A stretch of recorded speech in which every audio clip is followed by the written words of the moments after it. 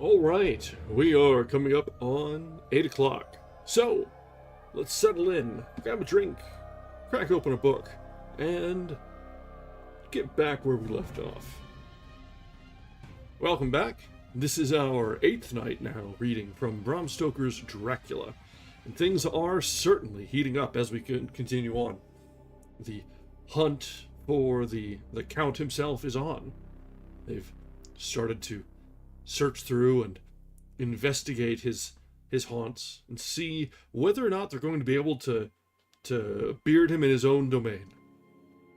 But all the while, things are looking a little suspect back on the home front. And I'm ready to admit I'm worried for Mina. And this whole thing with the asylum patient, Renfield, is suspect. So, at this point we're at a race against time, whether the lads will find out that something's wrong, or will continue on their merry way and try to end their hunt successfully. Right now, I'm not terribly optimistic. So, at this point, I think it's up to Mina to figure out that something is out for herself. Best girl's got to do it on her own. Alright, so, let's jump back in where we left off now. And we will begin at Chapter 20, Jonathan Harker's Journal. 1st of October, evening. I found Thomas Snelling in his house at Bethnal Green, but, unhappily, he was not in a condition to remember anything. The very prospect of beer, which my expected coming had opened to him, had proved too much, and he had begun too early on his expected debauch. I learned, however, from his wife, who seemed a decent, poor soul, that he was only the assistant to Smollett, who, of the two mates, was the responsible person. So off I drove to Walworth, and found Mr. Joseph Smollett at home, and in his shirt sleeves, taking a late tea out of a saucer. He is a decent, intelligent fellow, distinctly a good, reliable type of workman, and with a headpiece of his own. He remembered all about the incident of the boxes, and from a wonderful dog's-eared notebook, which he produced from some mysterious receptacle about the seat of his trousers, and which had hieroglyphical entries in thick, half-obliterated pencil. He gave me the destinations of the boxes. There were, he said, 6 in the cartload, which he took from Carfax and left at 197 Chickson Street, Mile End, Newtown, and another 6, which he deposited at Jamaica Lane, Bermondsey. And if then the Count meant to scatter these ghastly refuges of his over London, these places were chosen as the first of delivery, so that later he might distribute more fully. The systematic manner in which this was done made me think that he could not mean to confine himself to 2 sides of London.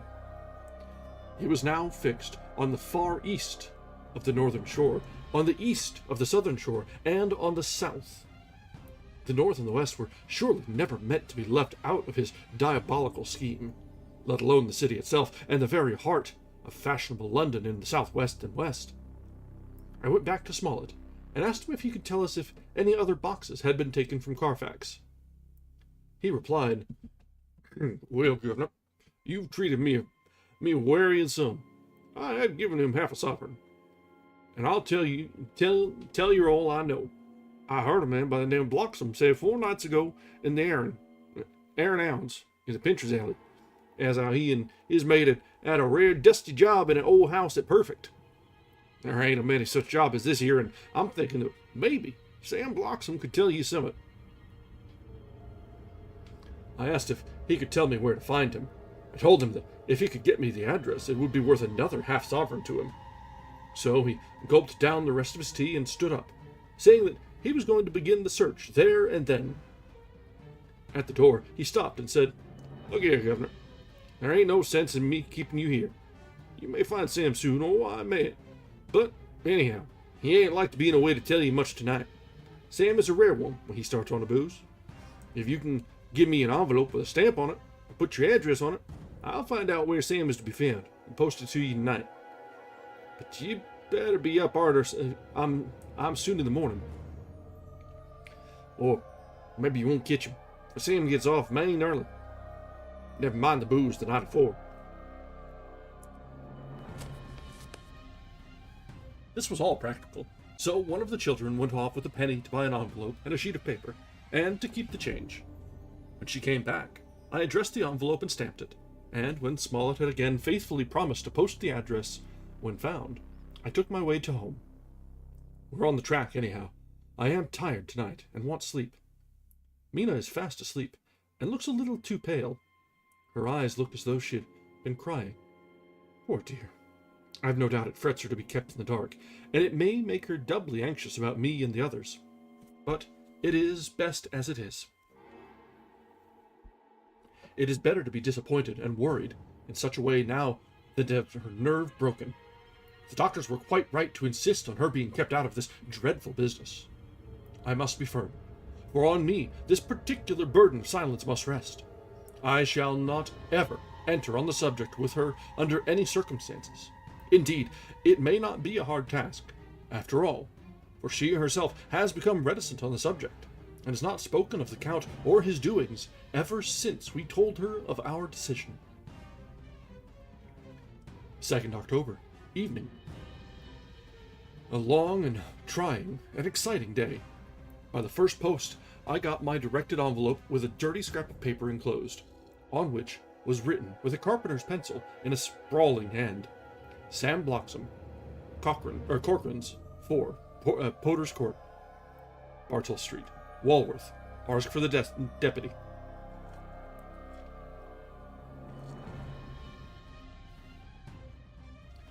I got the letter in bed, and arose without waking Mina.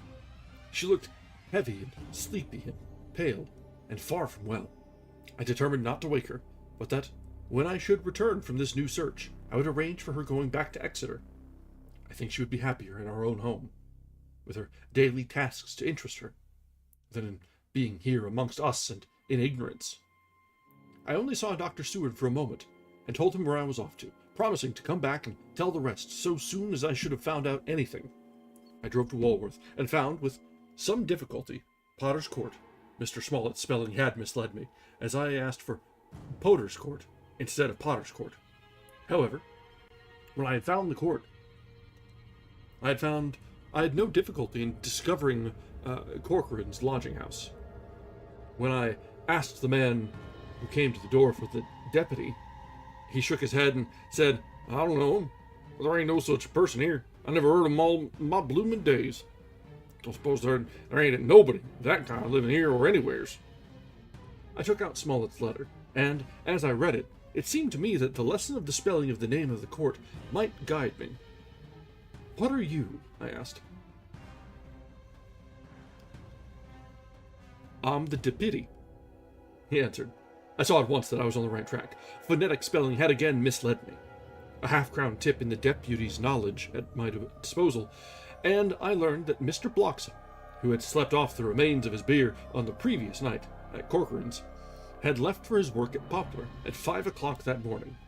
He could not tell me where the place of work was situated, but he had a vague idea that it was some kind of a newfangled warehouse.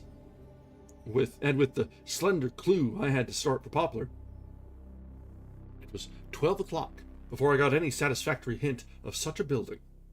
And this I got at a coffee shop, where some workmen were having their dinner.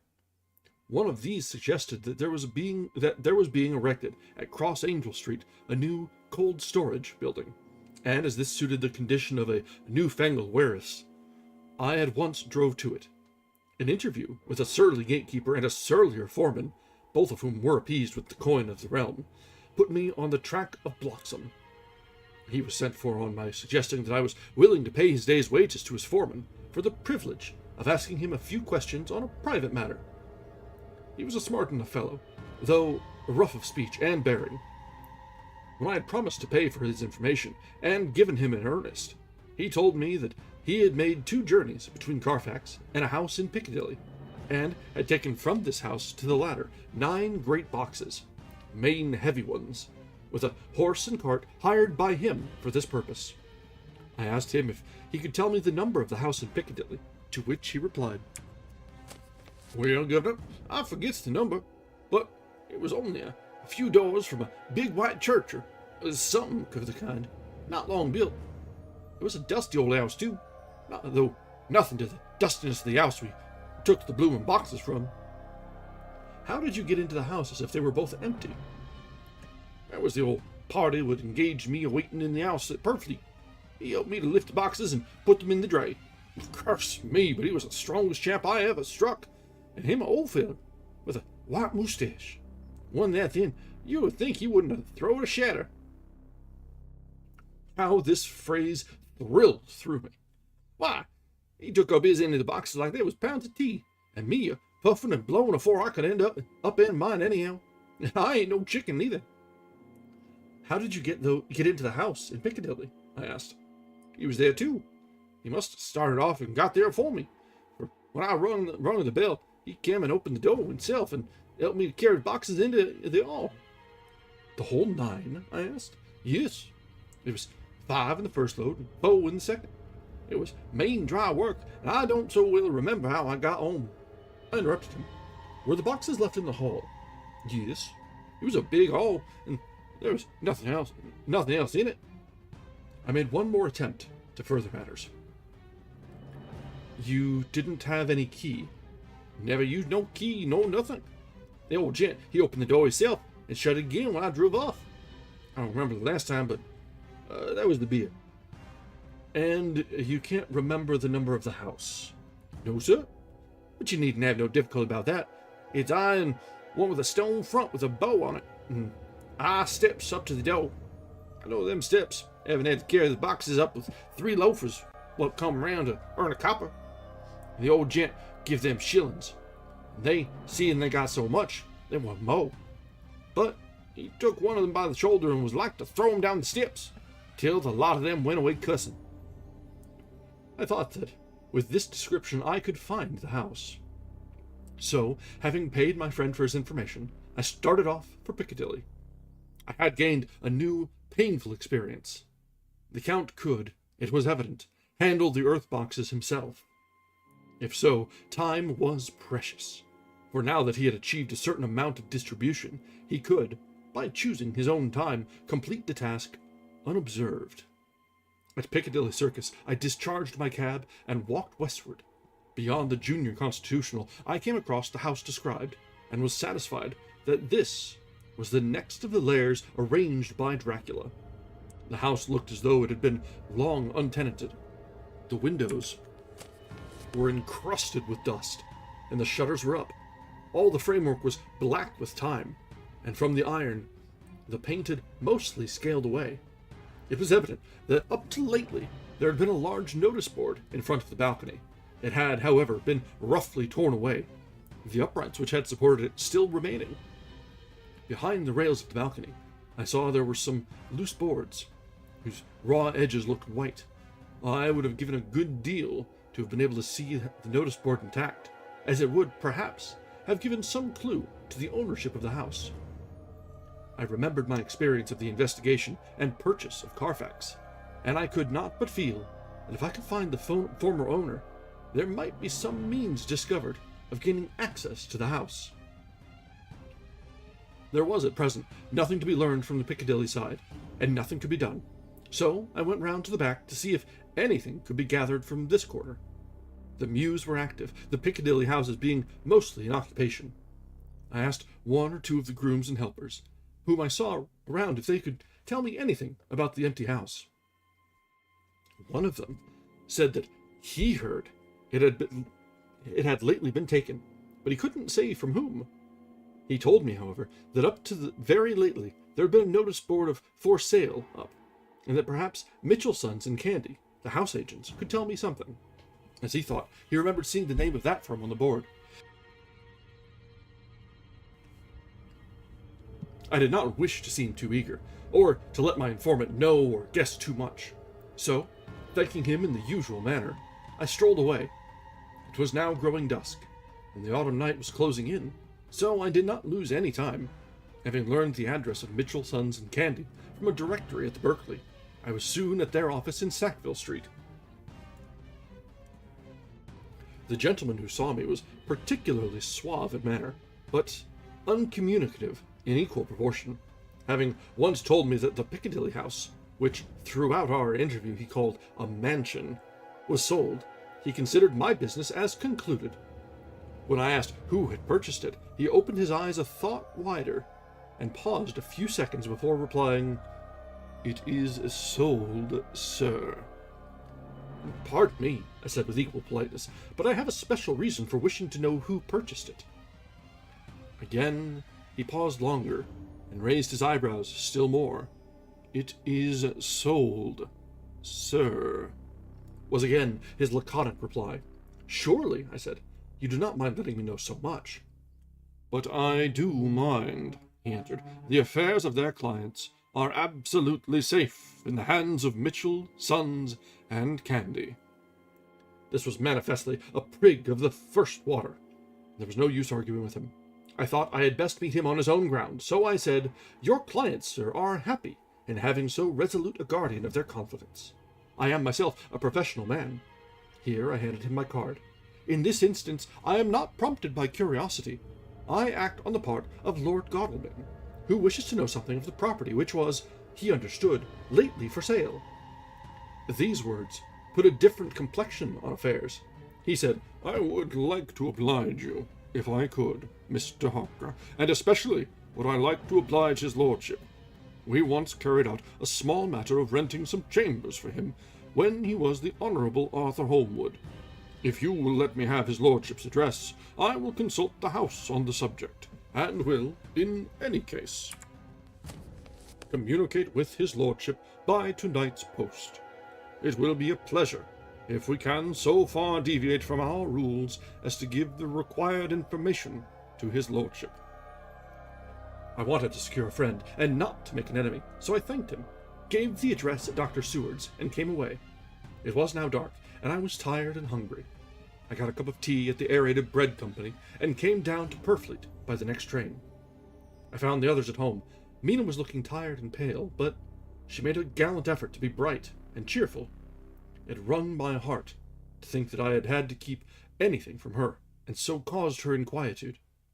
Thank God, this will be the last night of her looking on at our conferences, and feeling the sting of our not showing our confidence.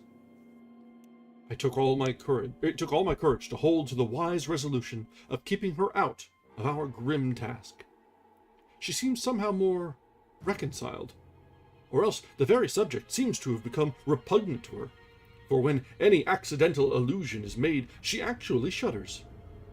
I am glad we made our resolution in time, as, with such a feeling as this, our growing knowledge would be torture to her. I could not tell the others of the day's discovery till we were alone, so after dinner, followed by a little music to save appearances even amongst ourselves, I took Mina to her room, and left her to go to bed. The dear girl was more affectionate with me than ever, and clung to me as though she would detain me. But there was much to be talked of, and I came away. Thank God, the ceasing of telling things has made no difference between us. When I came down again, I found the others all gathered round the fire in the study. In the train, I had written my diary so far, and simply read it off to them as the best means of letting them get abreast of my own information. When I had finished, Von Helsing said, "This has been a great day's work, friend Jonathan. Doubtless, we are on the track of the missing boxes. If we find them all in that house, then our work is near the end. But if there be some missing, we must search until we find them. Then shall we make our final coup, and hunt the wretch to his real death." We all sat silent a while, and all at once Mr. Morris spoke. "Say, how are we going to get in that house?" "We got into the other," answered Lord Godalming quickly. "But this is different. We broke the house at Carfax. We had night and a walled park to protect us. It will be a mighty different thing to commit burglary in Piccadilly, either by day or night.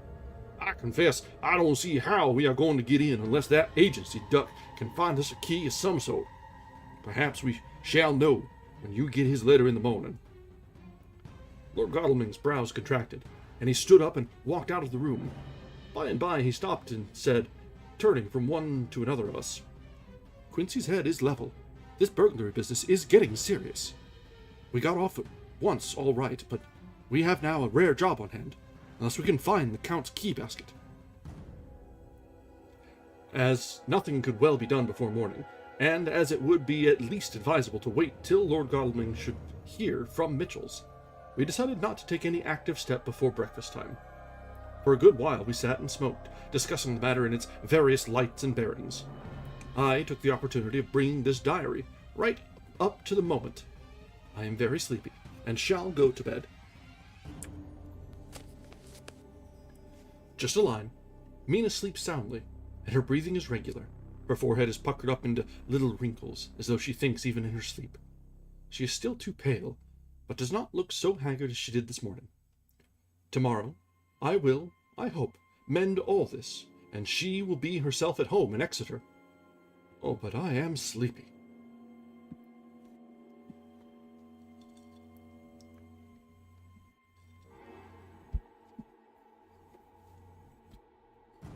Dr. Seward's diary. 1st October. So we're going back just a little bit, I think. Yeah, so the previous one covered the 1st and the 2nd, so we're going back from a different perspective here. 1st October. I am puzzled afresh about Renfield. His moods change so rapidly that I find it difficult to keep touch with them. And, as they always mean something more than his own well-being, they form a more than interesting study. This morning, when I went to see him after his repulse of Van Helsing, his manner was that of a man commanding destiny. He was, in fact, commanding destiny, subjectively. He did not really care for any of the things of mere earth. He was in the clouds and looked down on all the weaknesses and wants of us poor mortals. I thought I would improve the occasion and learn something. So I asked him, "What about the flies these times?" He smiled on me in quite a superior sort of way, such a smile as would have become the face of Malvolio, as he answered me, "The fly, my dear sir, has one striking feature. Its wings are typical of the aerial powers of the psychic faculties. The ancients did well when they typified the soul as a butterfly." I thought I would push his analogy to its utmost logically, so I said quickly, "Oh, it is a soul you are after now, is it?"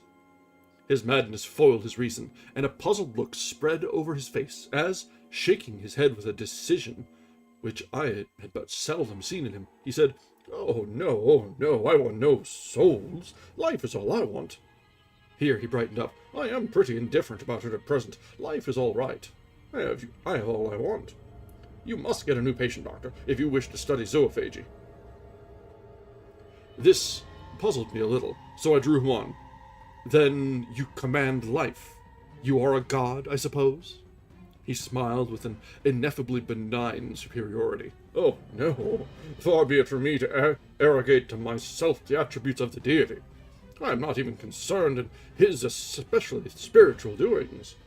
If I may state my intellectual position, I am, so far as concerns things purely terrestrial, somewhat in the position which Enoch occupied spiritually." This was a poser to me. I could not at the moment recall Enoch's appositeness. So I had to ask a simple question, though I felt that by doing so I was lowering myself in the eyes of the lunatic. "And why with Enoch?" "Because he walked with God." I could not see the analogy, but did not like to admit it. So I harked back to what he had denied. "So you don't care about life, and you don't want souls. Why not?" I put my question quickly, and somewhat sternly, on purpose to disconcert him. The effort succeeded. For an instant, he unconsciously relapsed into his old servile manner, bent low before me, and actually fawned on me as he replied, "I don't want any souls, indeed, I don't. I couldn't use them if I had them. They would be no manner of use to me. I couldn't eat them or—" He suddenly stopped, and the old cunning look spread over his face, like a wind sweep on the surface of the water. "And, doctor, as to life, what is it after all? when you've got all you require, and you know that you will never want. That is all. I have friends, good friends like you, Dr. Seward." This was said with a leer of inexpressible cunning.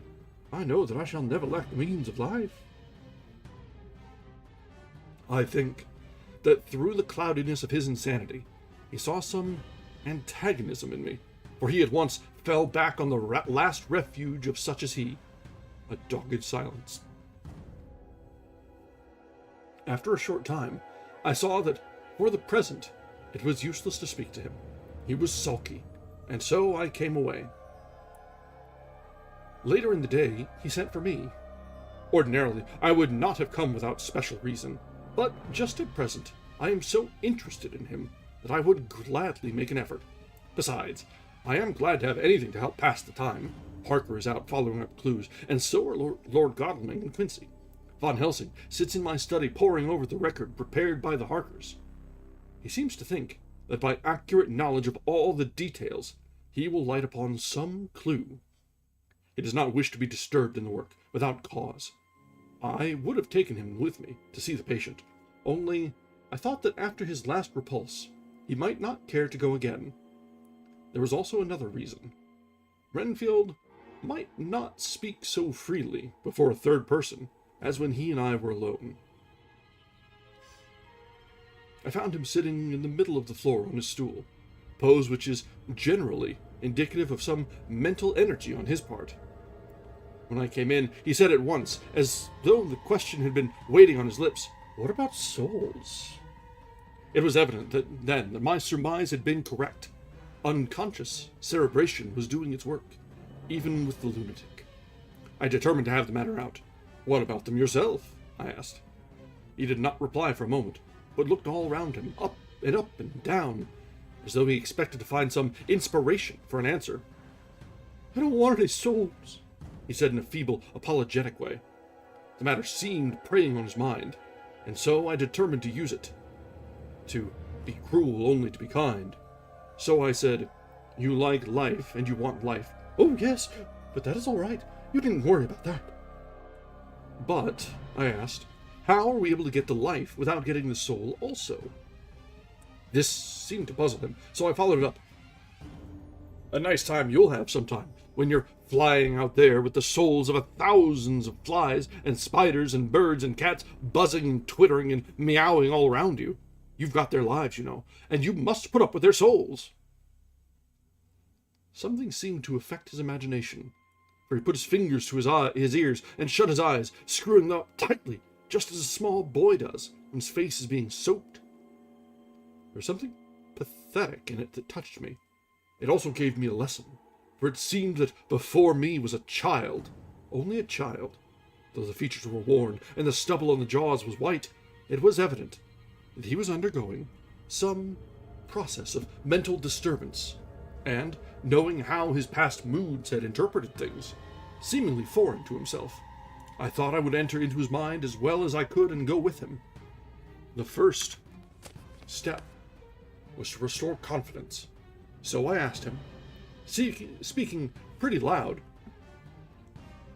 so that he could hear me through his closed ears, "Would you like some sugar to go get your flies round again?" He seemed to wake up all at once, and shook his head with a laugh. He replied, "Not much. Flies are poor things, after all."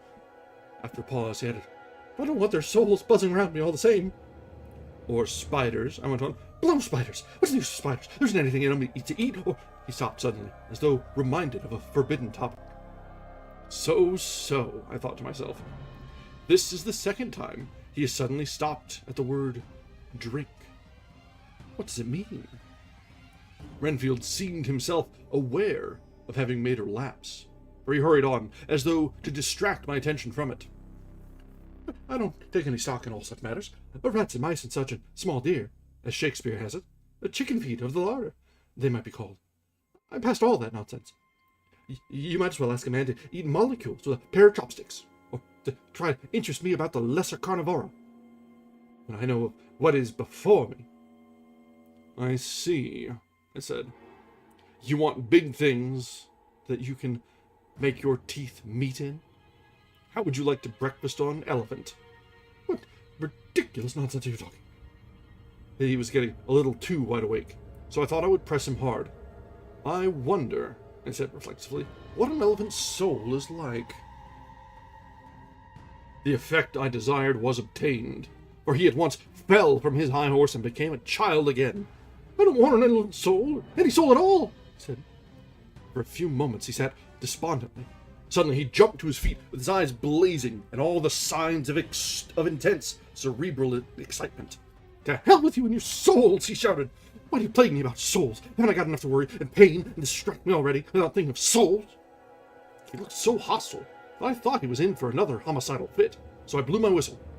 The instant, however, that I did so, he became calm and said apologetically, Forgive me, Doctor. I forgot myself. You do not need any help. I am so worried in my mind that I am apt to be irritable. If you only knew the problem I have to face, and that I am working out, you would pity and tolerate and pardon me. Pray, do not put me in a strait waistcoat. I want to think, and I cannot think freely when my body is confined. I'm sure you will understand. He had evidently self-control, so when the attendants came, I told them not to mind, and they withdrew. Renfield watched them go.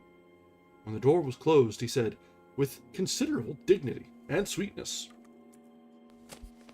Dr. Seward, you have been very considerate towards me. Believe me that I am very, very grateful to you.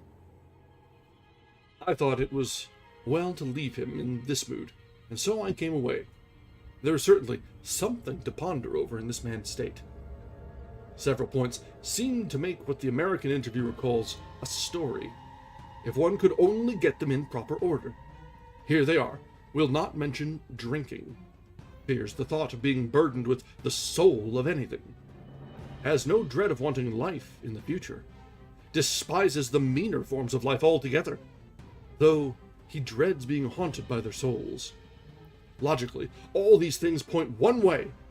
He has assurance of some kind that he will acquire some higher life. He dreads the consequence, the burden of a soul. Then, it is a human life he looks to. And the assurance? Merciful God, the Count has been to him, and there is some new scheme of terror afoot. Later, I went after my round to Von Helsing and told him my suspicion. He grew very grave, and, after thinking the matter over for a while, asked me to take him to Renfield. I did so. As we came to the door, we heard the lunatic within singing gaily, as he used to do in the time which now seems so long ago. When we entered, we saw with amazement that he had spread out his sugar as of old. The flies, lethargic with the autumn, were beginning to buzz into the room. We tried to make him talk of the subject of our previous conversation, but he would not attend. He went on with his singing, just as though we had not been present. He had got a scrap of paper and was folding it into a notebook. We had come away as ignorant as we went in. His is a curious case indeed. We must watch him tonight. Letter. Mitchell, Sons and Candy, to Lord Godalming, 1st of October. My lord, we are at all times only too happy to meet your wishes. We beg, with regard to the desire of your lordship, expressed by Mr. Harker on your behalf, to supply the following information concerning the sale and purchase of number 347 Piccadilly. The original vendors are the executors of the late Mr. Archibald Winter Suffield. The purchaser is a foreign nobleman, Count de Ville, who effected the purchase himself, paying the purchase money in notes over the counter, if your lordship will pardon us using so vulgar an expression. Beyond this, we know nothing whatever of him. We are, my lord, your lordship's humble servants, Mitchell, Sons and Candy. Dr. Seward's Diary, 2nd October. I placed a man in the corridor last night, and told him to make an accurate note of any sound he might hear from Renfield's room, and gave him instructions that if there should be anything strange, he was to call me. After dinner, When we had all gathered round the fire in the study, Mrs. Harker having gone to bed, we discussed the attempts and discoveries of the day. Harker was the only one who had any result, and we are in great hopes that his clue may be an important one. Before going to bed, I went round to the patient's room and looked in through the observation trap.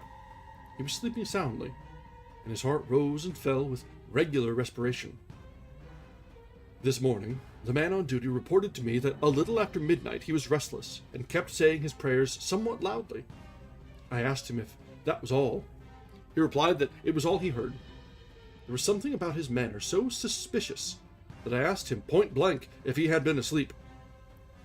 He denied sleep, but admitted to having dozed for a while. It is too bad that men cannot be trusted unless they are watched. Today, Harker is out following up his clue, and Art and Quincy are looking after horses. Godalming thinks that it will be well to have horses always in readiness, for when we get the information which we seek, there will be no time to lose. We must sterilize all the imported earth between sunrise and sunset. We shall thus catch the Count at his weakest, and without a refuge to fly to. Von Helsing is off to the British Museum looking up some authorities on ancient medicine. The old physicians took account of things which their followers do not accept. And the professor is searching for witch and demon cures, which may be useful to us later. I sometimes think that we must all be mad, and that we shall wake to sanity in strait waistcoats. Later, we have met again. We seem to, at last, to be on the track, and our work of tomorrow may be the beginning of the end. I wonder if Renfield's quiet has anything to do with this. His moods have so followed the doings of the Count that the coming destruction of the monster may be carried to him in some subtle way.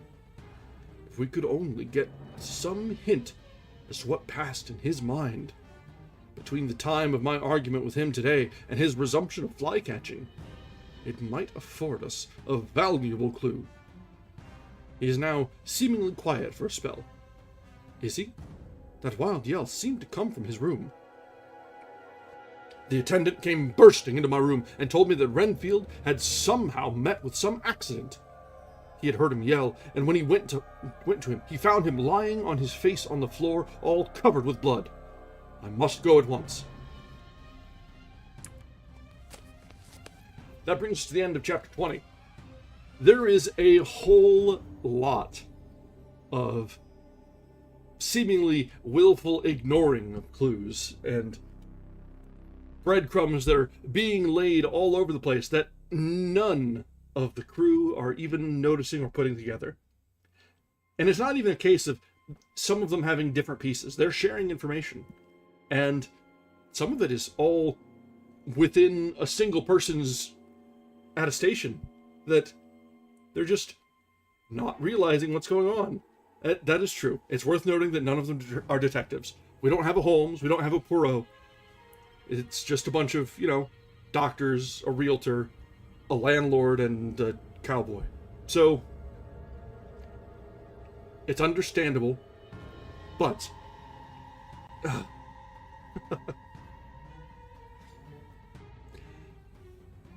it is awesome that that we get so many cross-references between our books.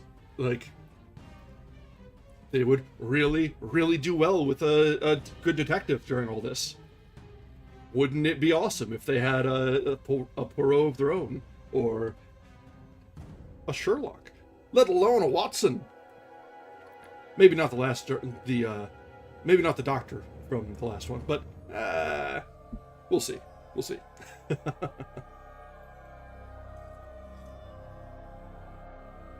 Exactly. Is it even horror if they're not making willfully terrible decisions or noticing things that we as the observers, as the readers, should be seeing? But such it is. So it goes. All right. So let's go ahead and continue on. We're back on our scheduled pace now. So we'll try and get through about a half chapter here, take a short break, and then continue for the rest of the evening. And so we have now chapter 21. Hang on, Teams is blowing up on me. 1 second.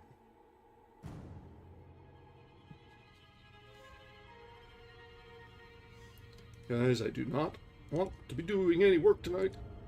Yep, okay, we're good. It's always Teams. If it's not Teams, it's Discord. Always something.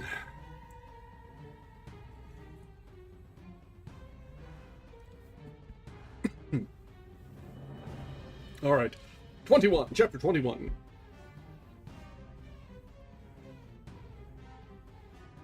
Yeah, it's a recognizable bloop. All right, chapter 21, Dr. Seward's Diary, 3rd of October. Let me put down with exactness all that happened, as well as I can remember it. Since last I made an entry, not a detail that I can recall must be forgotten. In all calmness, I must proceed. When I came to Renfield's room, I found him lying on the floor, on his left side, in a glittering pool of blood. When I went to move him, it became at once apparent that he had received some terrible injuries. There seemed none of that unity of purpose between the parts of the body which marks even lethargic sanity. As the face was exposed, I could see that it was horribly bruised, as though it had been beaten against the floor. Indeed, it was from the face wounds that the pool of blood originated. The attendant who was kneeling beside the body said to me as we turned him over, I think, sir, that his back is broken. See, both his right arm and leg and the whole side of his face are paralyzed. How such a thing could have happened puzzled the attendant beyond measure. He seemed quite bewildered, and his brows were gathered in as he said, I can't understand the two things.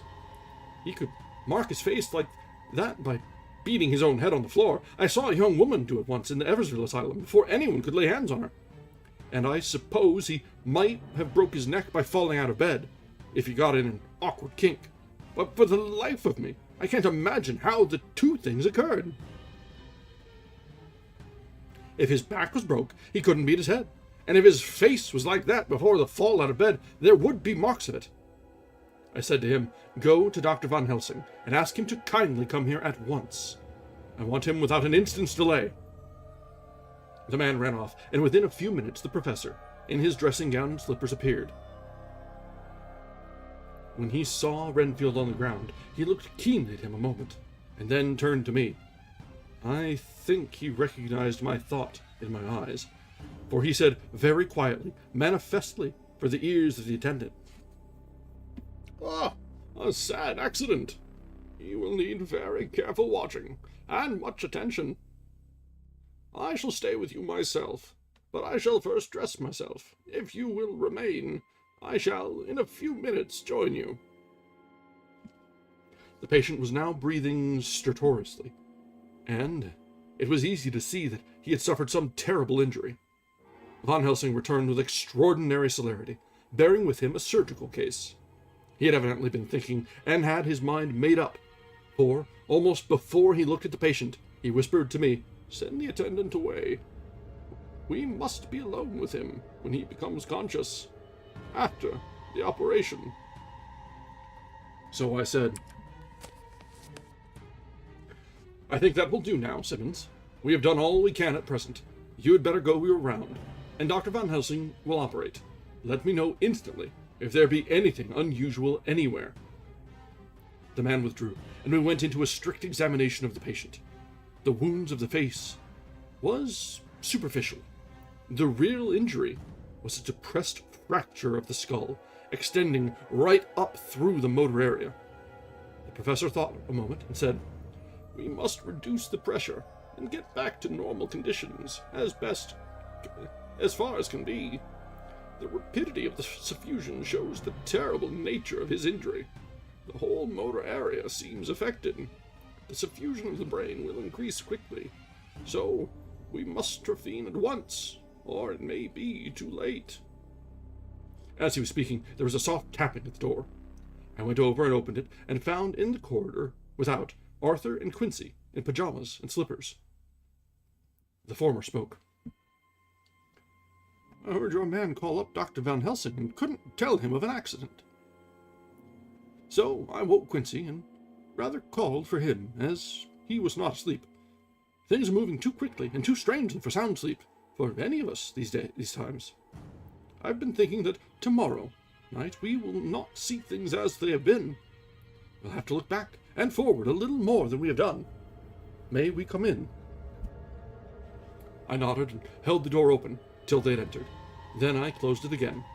When Quincy saw the attitude and state of the patient, and noted the horrible pool of blood on the floor, he said, "My God, what has happened to him? Oh, poor devil." I told him briefly, and added that we expected he would recover consciousness after the operation. For a short time, at all events. He went at once and sat down on the edge of the bed, with Godalming beside him. We all watched in patience. "We shall wait," said Van Helsing, "just long enough to fix the best spot for trephining, so that we may most quickly and perfectly remove the blood clot, for it is evident that the hemorrhage is increasing." The minutes during which we waited passed with fearful slowness. I had a horrible sinking in my heart, and from Van Helsing's face I gathered that he felt some fear or apprehension as to what was to come. I dreaded the words that Renfield might speak.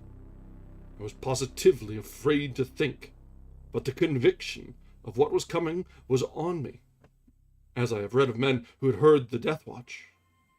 The poor man's breathing came in uncertain gasps. Each instant he seemed as though he would open his eyes and speak, but then would follow a prolonged stertorous breath, and he would relapse into a more fixed insensibility.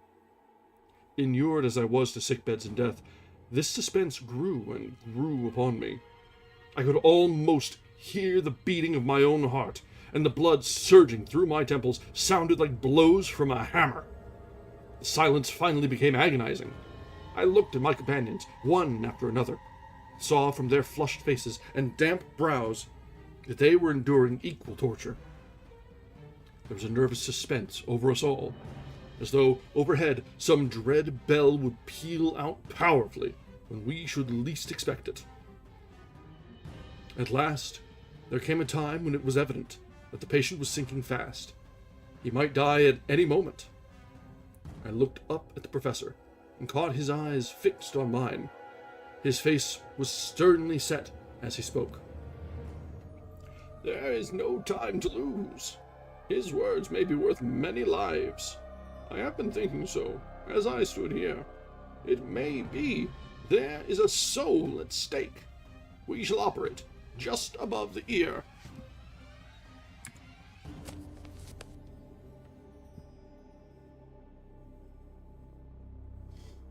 Without another word, he made the operation. For a few moments, the breathing continued to be stertorous. Then there came a breath so prolonged, it seemed as though it would tear open his chest. Suddenly his eyes opened, and became fixed in a wild, helpless stare. This was continued for a few moments. Then it softened into a glad surprise, and from the lips came a sigh of relief. He moved convulsively, and, as he did so, said, "I'll be quiet, Doctor. Tell them to take off the strait waistcoat. I have had a terrible dream, and it has left me so weak that I cannot move. What's wrong with my face? It feels all swollen. It smarts dreadfully." He tried to turn his head, but even with the effort his eyes seemed to grow glassy again, so I gently put it back. Then Van Helsing said in a quiet, grave tone, "Tell us your dream, Mr. Renfield."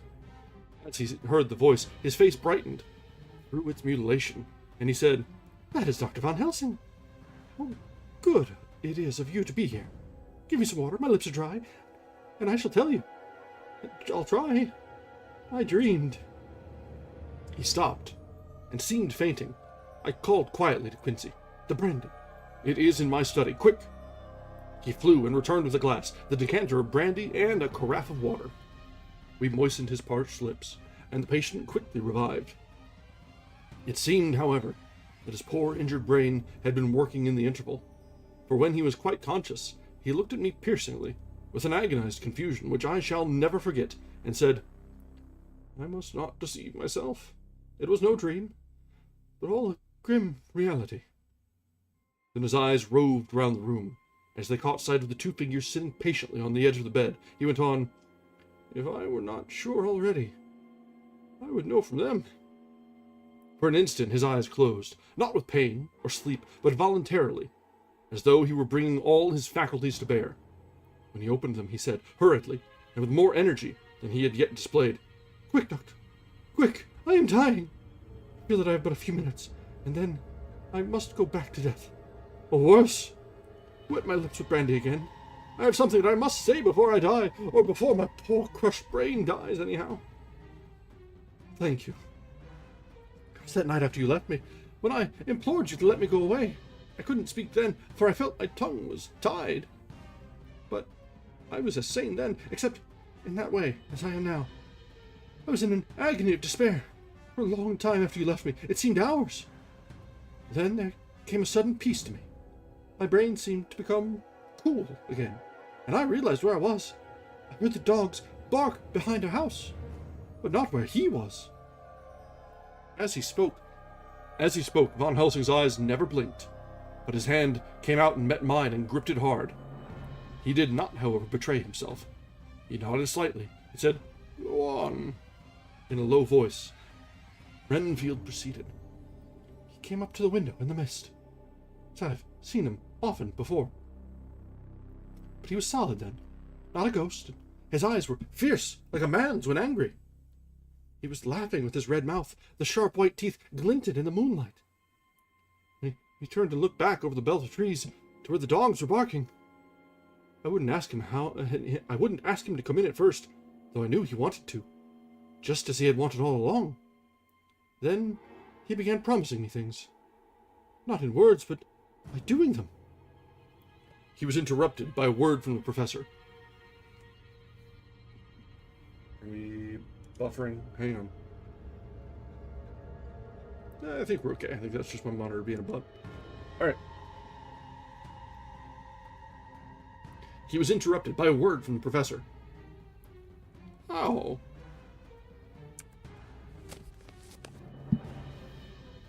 By making them happen. Just as he used to send in the flies when the sun was shining. Great, big, fat ones with steel and sapphire on their wings. And big moths in the night with skull and crossbones on their backs. Von Helsing nodded to him as he whispered to me unconsciously.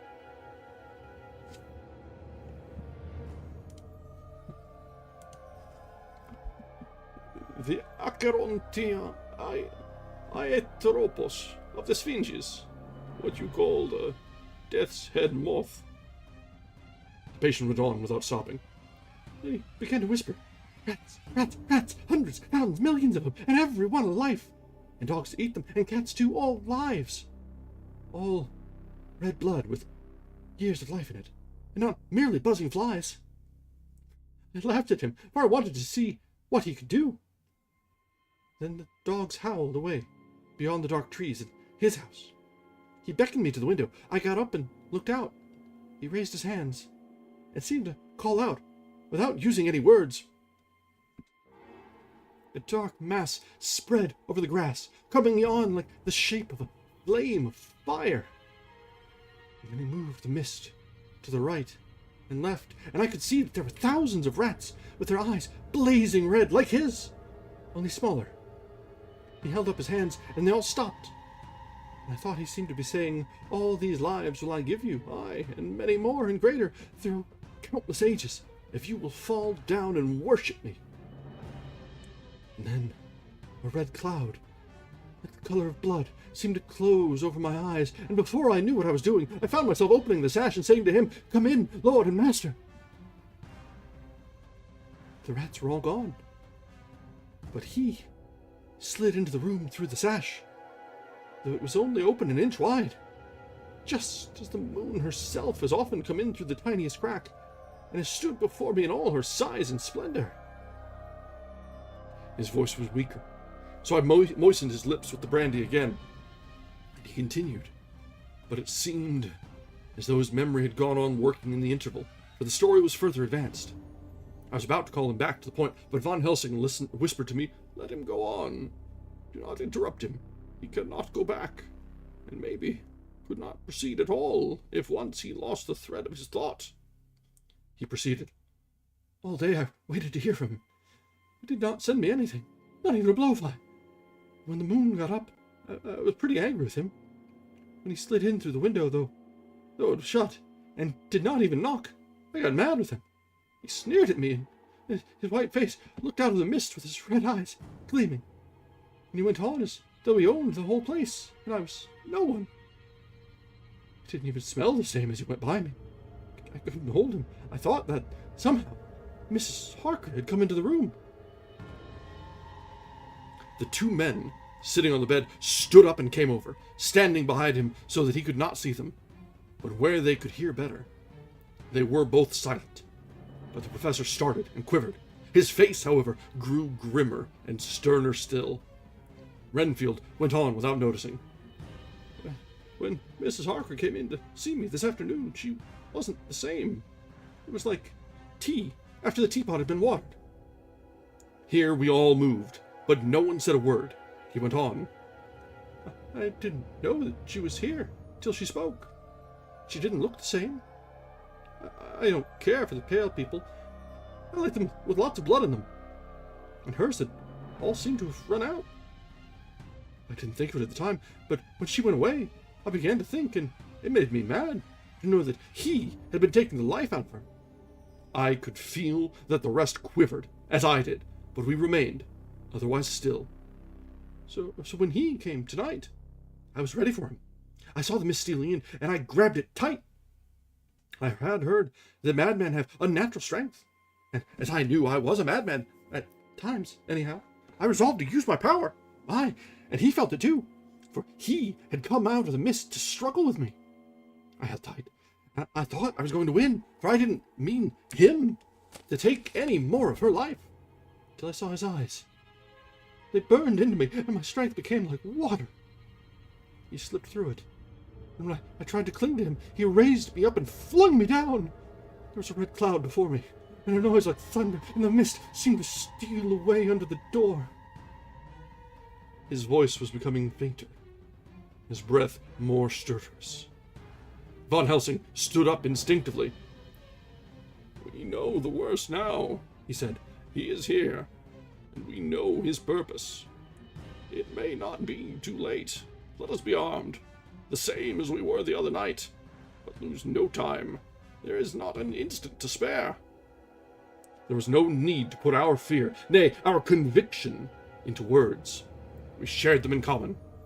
We all hurried and took from our rooms the same things that we had when we entered the Count's house. The professor had his ready, and as we met in the corridor, he pointed to them significantly as he said, They never leave me, and they shall not till this unhappy business is over. Be wise also, my friends. It is no common enemy that we deal with. Alas, alas, that the dear Madam Mina should suffer. He stopped. His voice was breaking, and I do not know if rage or terror predominated in my own heart. Outside the Harkers' door we paused. Art and Quincy held back, and the latter said, Shall we disturb her? We must, said Von Helsing grimly. If the door be locked, I shall break it in. May it not frighten her terribly? It is unusual to break into a lady's room. Von Helsing said solemnly, You are always right, but this is life and death. All chambers are alike to the doctor, and even were they not, they are all as one to me tonight. Friend John, when I turn the handle, if the door does not open, do you put your shoulder down and shove? And you too, my friends. Now! He turned the handle as he spoke, but the door did not yield. We threw ourselves against it, and with a crash it burst open, and we almost fell headlong into the room. The professor did actually fall, and I saw across him as he gathered himself up from his hands and knees. What I saw appalled me. I felt my hair rise like bristles on the back of my neck, and my heart seemed to stand still. The moonlight was so bright that through the thick yellow blind the room was light enough to see. On the bed, beside the window, lay Jonathan Harker, his face flushed and breathing heavily as though in a stupor. Kneeling on the near edge of the bed, facing outwards, was the white-clad figure of his wife. By her side stood a tall, thin man, clad in black. His face was turned from us, but the instant we saw, we all recognized the Count. In every way, even to the scar on his forehead. With his left hand, he held both Mrs. Harker's hands, keeping them away with her arms at full tension. His right hand gripped her by the back of the neck, forcing her face down on his bosom. Her white nightdress was smeared with blood, and a thin stream trickled down the man's bare breast, which was shown by his torn-open dress. The attitude of the two had a terrible resemblance to a child forcing a kitten's nose into a saucer of milk to compel it to drink. As we burst into the room, the Count turned his face, and the hellish look that I had heard described seemed to leap into it. His eyes flamed red with devilish passion, the great nostrils of the white aquiline nose opened wide and quivered at the edge, and the white, sharp teeth behind the full lips of the blood-dripping mouth champed together like those of a wild beast. With a wrench which threw his victim back upon the bed, as though hurled from a height, he turned and sprang at us. But by this time the professor had gained his feet and was holding towards him the envelope which contained the sacred wafer. The Count suddenly stopped, just as poor Lucy had done outside the tomb, and cowered back. Further and further back he cowered, as we, lifting our crucifixes, advanced. The moonlight suddenly failed, as a great black cloud sailed across the sky, and when the gaslight sprang up under Quincy's match, we saw nothing but a faint vapor. This, as we looked, trailed under the door, which was the recoil from its bursting open, had swung back to its old position. Von Helsing, Art, and I moved forward to Mrs. Harker, who by this time had drawn her breath, and with it had given a scream so wild, so ear-piercing, so despairing, that it seems to me now that it will ring in my ears till my dying day. For a few seconds, she lay in her helpless attitude in disarray. Her face was ghastly, with a pallor which was accentuated by the blood which smeared her lips and cheeks and chin. From her throat trickled a thin stream of blood. Her eyes were mad with terror. Then she put before her face her poor crushed hands, which bore on their whiteness the red mark of the Count's terrible grip. And from behind them came a low, desolate wail, which made the terrible scream seem only the quick expression of an endless grief. Von Helsing stepped forward and drew the coverlet gently over her body, whilst Art, after looking at her face for an instant despairingly, ran out of the room. Von Helsing whispered to me, "Jonathan is in stupor such as we know the vampire can produce. We can do nothing with poor Madame Mina for a few moments, till she recovers herself. I must wake him." He dipped the end of a towel in cold water, and with it began to flick him on the face, his wife all the while holding her face between her hands and sobbing in a way that was heart-breaking to hear. I raised the blind and looked out of the window. There was much moonshine, and as I looked, I could see Quincy Morris run across the lawn and hide himself in the shadow of a great yew tree.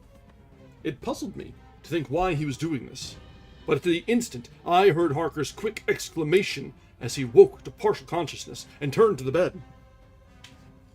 On his face, as there might well be, was a look of vivid amazement.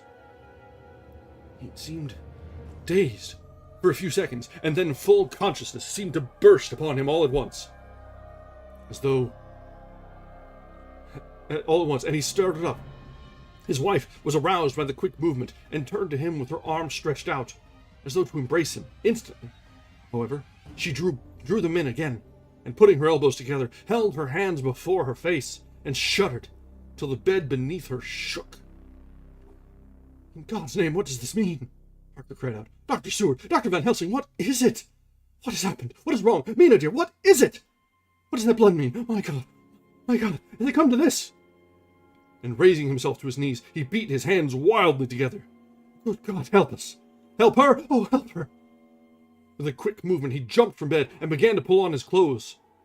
All the man in him awake at the need for instant exertion. "What has happened? Tell me all about it!" He cried without pausing. "Dr. Van Helsing, you love Mina, I know. Oh, do something to save her. Cannot be gone too far yet. Guard her while I look for him." His wife, through her terror and horror and distress, saw some sure danger to him. Instantly forgetting her own grief, she seized hold of him and cried out, "No, Jonathan, no! You must not leave me. I have suffered enough tonight, God knows, without the dread of his harming you. You must stay with me. Stay with these friends who will watch over you." Her expression became frantic as she spoke, and he, yielding to her, she pulled him down, sitting on the bedside, and clung to him fiercely. Von Helsing and I tried to calm them both. The professor held up his little golden crucifix and said with wonderful calmness, "Do not fear, my dear. We are here, and whilst this is close to you, no foul thing can approach. You are safe for tonight, and we must be calm and take counsel together." She shuddered and was silent, holding down her head on her husband's breast. When she raised it, his white nightrobe was stained with blood where her lips had touched, and where the thin, open wound in her neck had sent forth drops.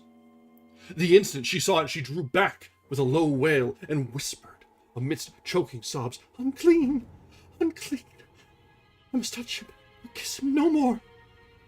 Oh, that it should be that it is I, who am now his worst enemy, and whom he may have most cause to fear."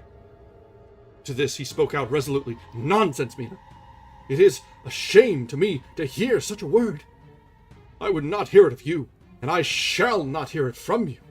May God judge me by my deserts, and punish me with more bitter suffering than even this hour, if by any act or will of mine anything ever come between us." He put out his arms and folded her to his breast, and for a while she lay there sobbing.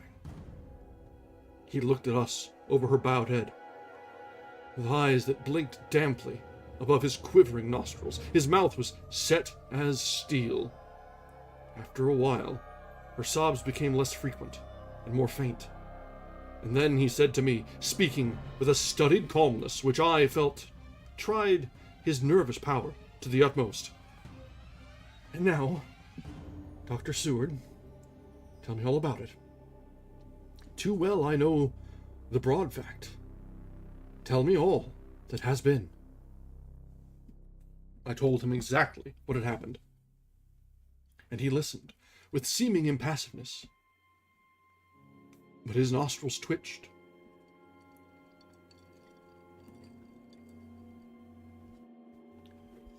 And his eyes blazed as I told how the ruthless hands of the Count had held his wife in that terrible and horrid position, with her mouth to the open wound in his breast. It interested me, even at that moment, to see that whilst the face of white, set passion worked convulsively over the bowed head, the hands tenderly and lovingly stroked the ruffled hair. Just as I had finished, Quincy and Godalming knocked at the door. They entered in obedience to our summons. Von Helsing looked at me questioningly. I understood him to mean if we were to take advantage of their coming to divert, if possible, the thoughts of the unhappy husband and wife from each other and from themselves. So, on nodding acquiescence to him, he asked them what they had seen or done, to which Lord Godalming answered, "I could not see him anywhere in the passage, or in any of our rooms. I looked in the study, but though he had been there, he had gone.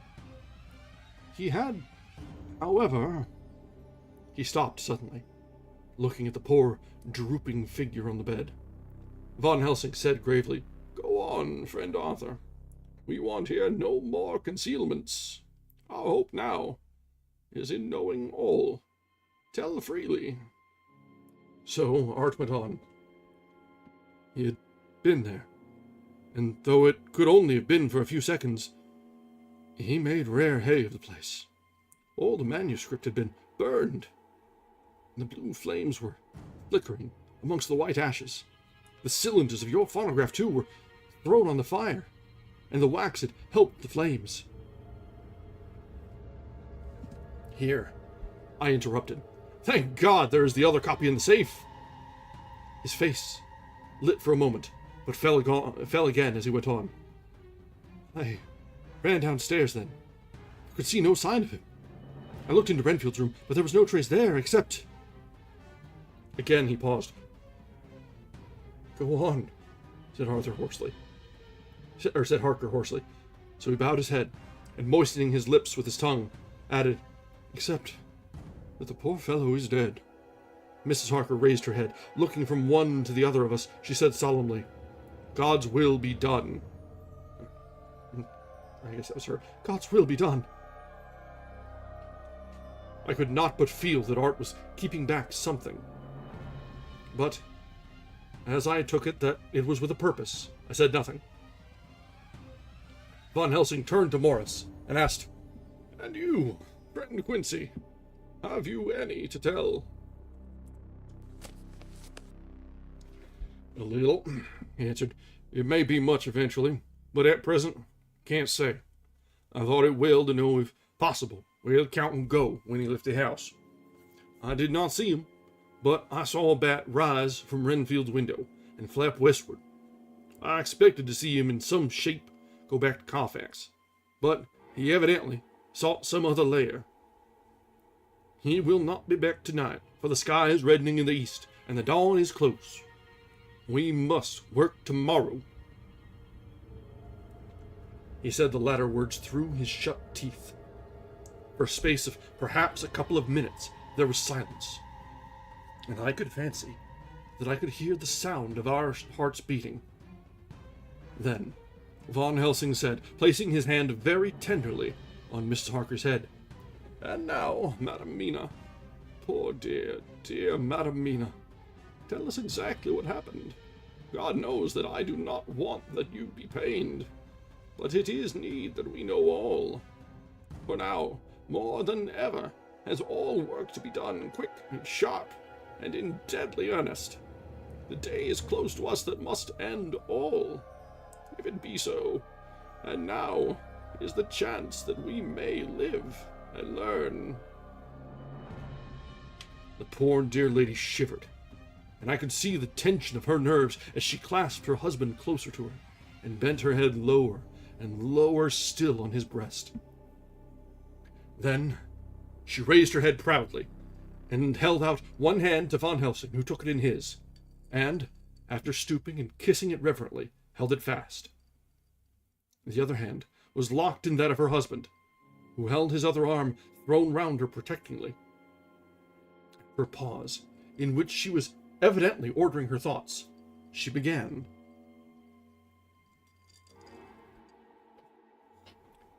"I took the sleeping draught, which you had so kindly given me, but for a long time it did not act. I became more wakeful, and myriads of horrible fancies began to crowd in upon my mind, all of them connected with death, and vampires, with blood and pain and trouble." Her husband involuntarily groaned as she turned to him and said lovingly, "Do not fret, dear. You must be brave and strong, and help me through the horrible task. If you only knew what an effort it is to me to tell of this fearful thing at all, you would understand how much I need your help. Well, I saw I must try to help the medicine to its work with my will. If it was to do me any good, So I resolutely set myself to sleep.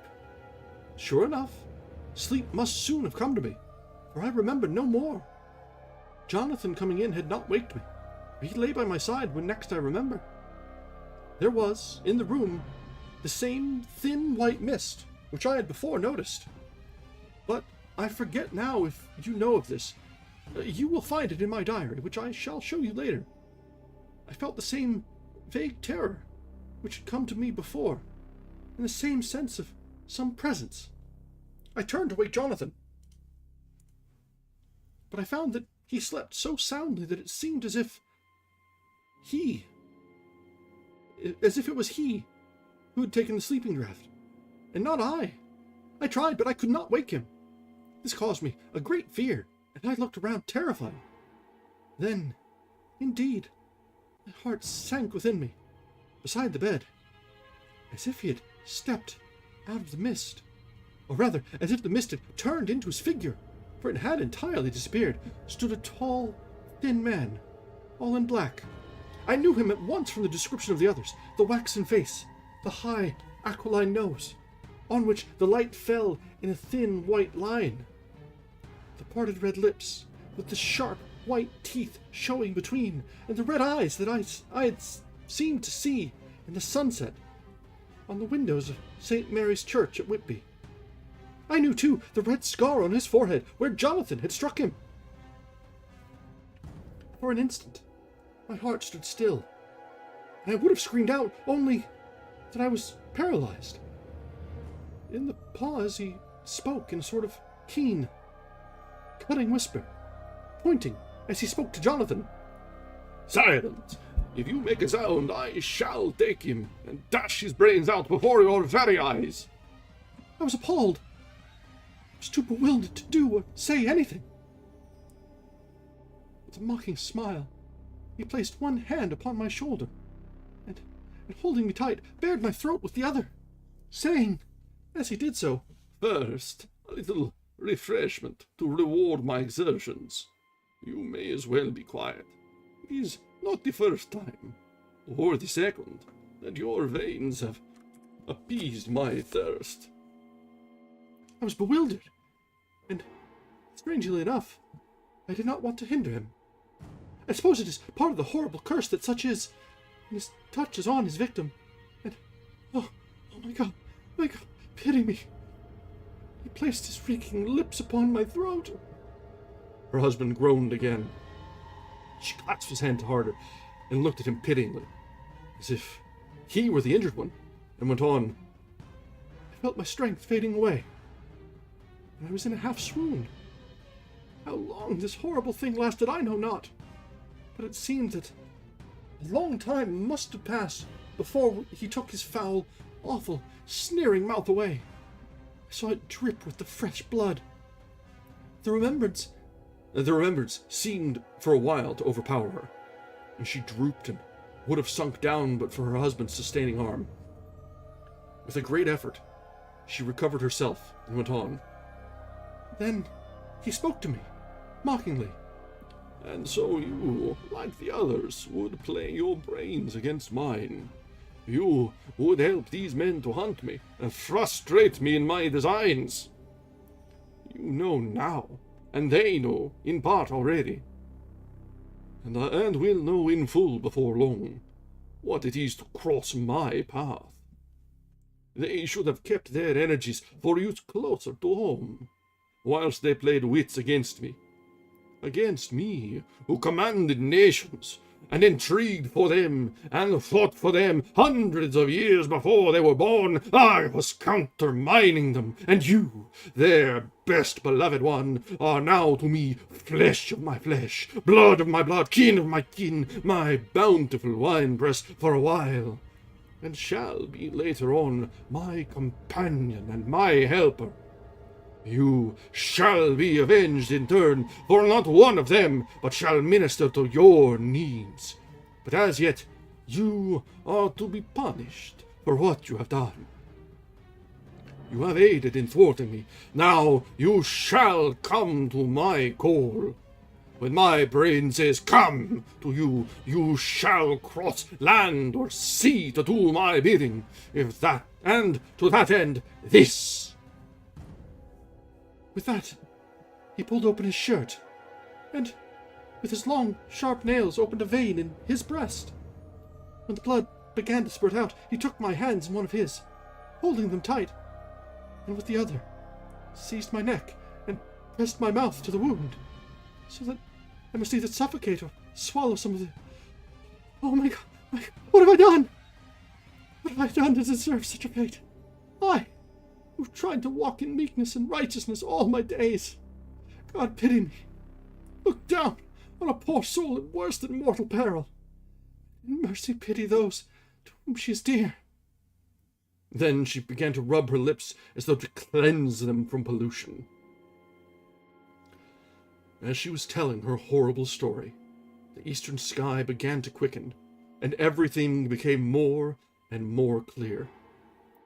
Harker was still and quiet, but over his face, as the awful narrative went on, came a gray look, which deepened and deepened in the morning light, till, when the first red streak of the coming dawn shot up, the flesh stood darkly out against the whitening hair. We have arranged that one of us is to stay within call of the unhappy pair till we can meet together and arrange about taking action. Of this I am sure. The sun rises today on no more miserable house in all the great round of its daily course. And that brings us to the end of chapter 21. I'd intended to take a break partway through there, but there really was not a good place at all to stop. So, that is what it is. And, woof, that was a bit of a climax of things coming to a head. We had the signs that we knew that Mina was in danger were come to full fruition. And there was definitely something far more sinister than we've seen to date. Nothing even comes close to that. The claiming, the turning. So, I'm not sorry to have kept on through that one. But, for now, let's take a few minutes, top up our drinks, stretch our legs, and we'll be back after just a few minutes to let that all properly sink in. And we'll be back for one more chapter tonight.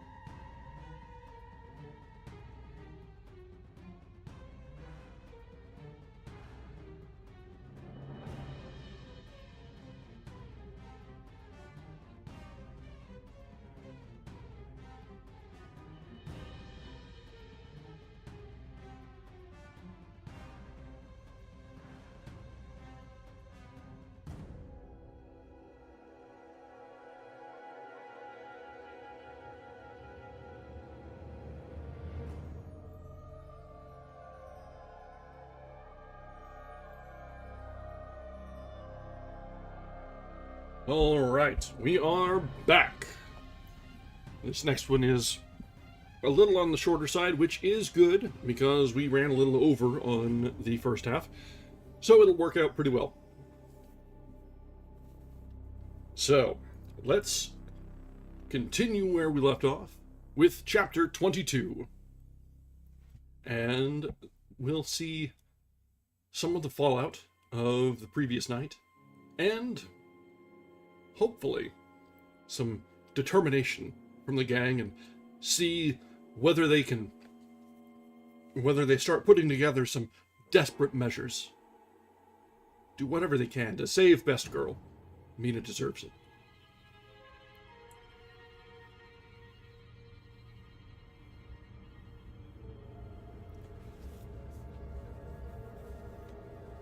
All right. They're about as competent.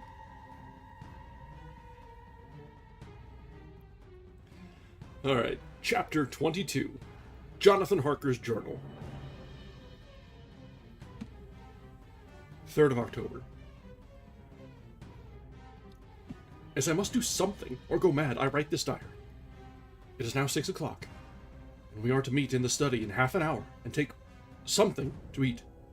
For Dr. Van Helsing and Dr. Seward are agreed that if we do not eat, we cannot work our best. Our best will be, God knows, required today. I must keep writing at every chance, for I dare not stop to think. All, big and little, must go down. Perhaps, at the end, the little things may teach us most. The teaching, big or little, could not have landed Mina or me anywhere worse than we are today. However, we must trust and hope. Poor Mina told me just now, the tears running down her dear cheeks, that it is in trouble and trial that our faith is tested, that we must keep on trusting, and that God will aid us up to the end. The end! Oh my God, what end? To work! To work! When Dr. Van Helsing and Dr. Seward had come back from seeing poor Renfield, we went gravely into what was to be done.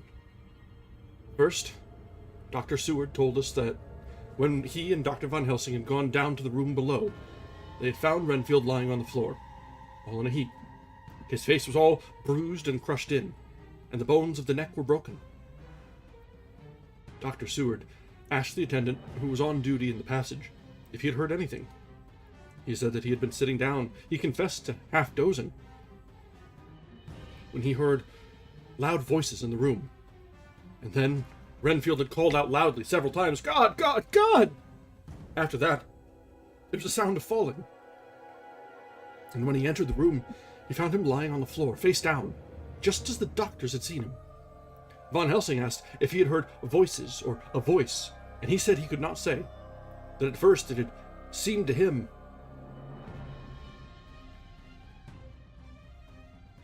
as if there were two, but as there was no one in the room, it could have been only one. He could swear it, if required, that the word God was spoken by the patient.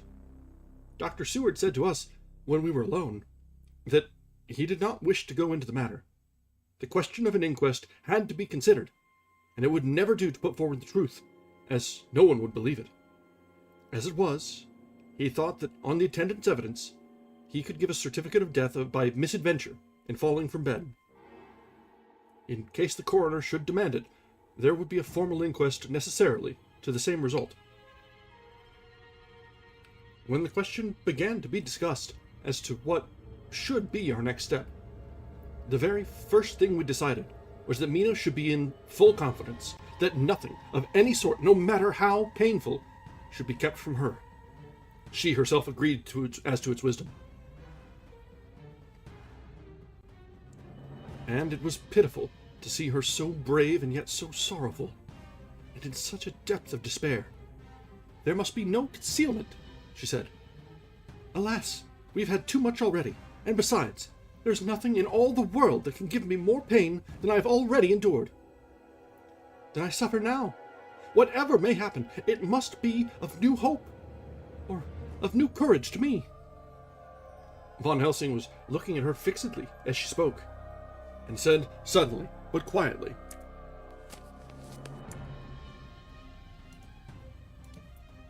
"But dear Madam Mina, are you not afraid? Not for yourself, but for others. From yourself. After what has happened." Her face grew set in its lines, but her eyes shone with the devotion of a martyr as she answered, "Ah, no, for my mind is made up." "To what?"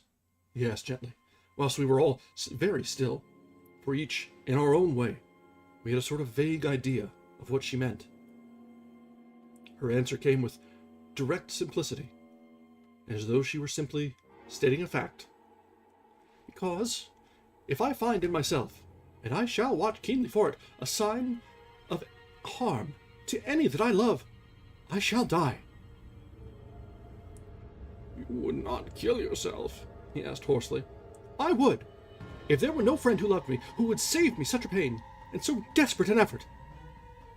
She looked at him meaningly as she spoke. He was sitting down, but he rose and came close to her. He put his hand on her head as he said solemnly, "My child, there is such an one, if it were for your good. For myself, I could hold it in my account with God to find such a euthanasia for you, even at this moment, if it were best.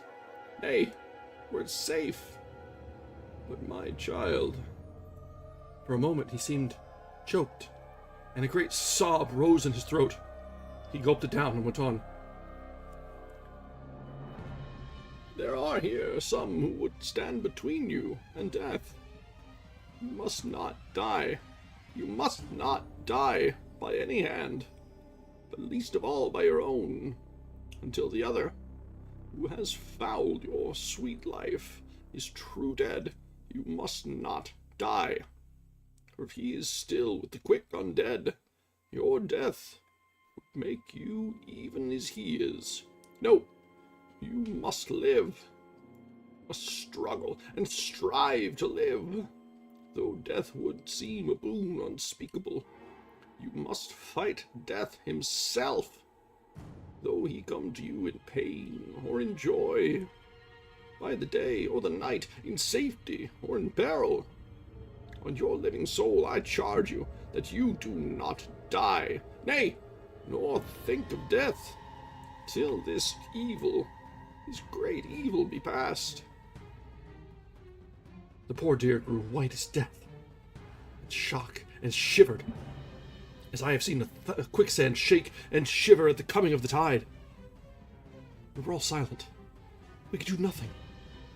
At length she grew more calm, and turning to him said sweetly, but oh so sorrowfully, as she held out her hand, "I promise you, my dear friend, that if God will let me live, I shall strive to do so, till, if it may be in his good time, this horror may have passed away from me." She was so good and brave. We all felt that our hearts were strengthened to work and endure for her. And we began to discuss what we were to do. I told her that she was to have all papers in the safe, and all the papers or diaries or phonographs we might hereafter use, and was to keep the record as she had done before. She was pleased with the prospect of anything to do, if pleased could be used in connection with so grim an interest. As usual, Von Helsing had thought ahead of everyone else, and was prepared with an exact ordering of our work. "It is perhaps well," he said, "that at our meeting after our visit to Carfax, we decided not to do anything with the earth boxes that lay there. Had we done so, the Count must have guessed our purpose, and would doubtless have taken measures in advance to frustrate such an effort with regard to the others. But now he does not know our intentions. Nay, more, in all probability, he does not know that such a power exists to us as can sterilize his lairs, so that he cannot use them as of old. We are now so much further advanced in our knowledge as to their disposition that, when we have examined the house in Piccadilly, we may track the very last of them. Today then is ours, and in it rests our hope. The sun that rose on our sorrow this morning guards us in its course. Until it sets tonight, that monster must retain whatever form he has now. He is confined within the limitations of his earthly envelope. He cannot melt into thin air, nor disappear through cracks or chinks or crannies. If he go through a doorway, he must open the door like a mortal. And so, we have this day to hunt out all his lairs and sterilize them. So we shall. If we have not yet catch him and destroy him, drive him to bay in some place where the catching and the destroying shall be in time sure. Here I started up, for I could not contain myself at the thought that the minutes and seconds so preciously laden with Mina's life and happiness were flying from us, since, whilst we talked, action was impossible. But Van Helsing held up his hand warningly. Nay, friend Jonathan, he said, in this, the quickest way home is the longest way, so your proverbs say. We shall all act, and act with desperate quick, when the time has come. But think, in all probable, the key of the situation is in that house in Piccadilly. The Count may have many houses which he has bought, all of them. He will have deeds of purchase, keys, and other things. He will have paper that he write on. He will have his book of checks. There are many belongings that he must have somewhere. Why not in this place, so central, so quiet, where he come and go by the front or the back at all hour, when in the very vast of the traffic there is none to notice? We shall go there and search that house, and when we learn what it holds, then we do what our friend Arthur called, in his phrases of hunt, stop the earths. And so we run down our old fox. So, is it not? Then let us come at once, I cried. We are wasting the precious, precious time. The professor did not move, but simply said, And how are we to get into that house in Piccadilly? Any way, I cried. We shall break in if need be. And your police, where will they be? And what will they say? I was staggered. But I knew that if he wished to delay, he had a good reason for it. So I said as quietly as I could, Don't wait more than need be. You know, I am sure, what torture I am in.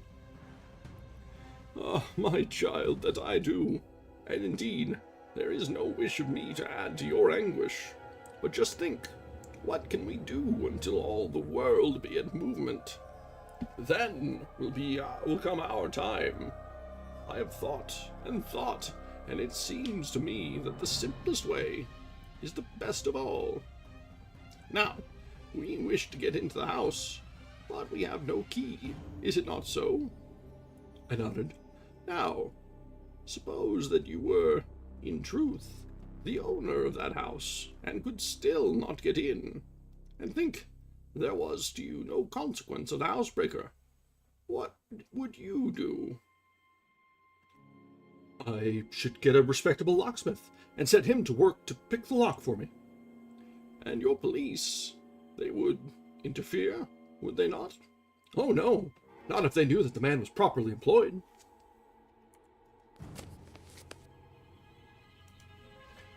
Then, he looked at me as keenly as he spoke. All that is in doubt is the conscience of the employer, and the belief of your policeman as to whether or not that employer has a good conscience or a bad one. Your police must indeed be zealous men, and so clever in reading the heart, that they trouble themselves in such matter. No, my friend Jonathan, You go take the lock off 100 empty houses in this your London, or of any city in the world, and if you do it as such things are rightly done, and at the time such things are rightly done, no one will interfere. I've read of a gentleman who owns a so fine house in London, and when he went for months of summer to Switzerland and lock up his house, some burglar came and broke window at back and got in. Then he went and made open the shutters in front and walk out and in through the door for the very eyes of the police. Then he have an auction in that house and advertise it and put up big notice. And when the day come, he sell off by a great auctioneer all the goods of that other man who owned them. Then he go to a builder, and he sell him that house, making an agreement that he pull it down and take all away within a certain time. And your police and other authority help him all they can. And when that owner come back from his holiday in Switzerland, he find only an empty hole where his house had been. This was all done en règle, and in our work we shall be en règle too. We shall not go so early that the policemen who have that and little to think of shall deem it strange. But we shall go after 10 o'clock, when there are many about, and such things would be done were we indeed owners of the house.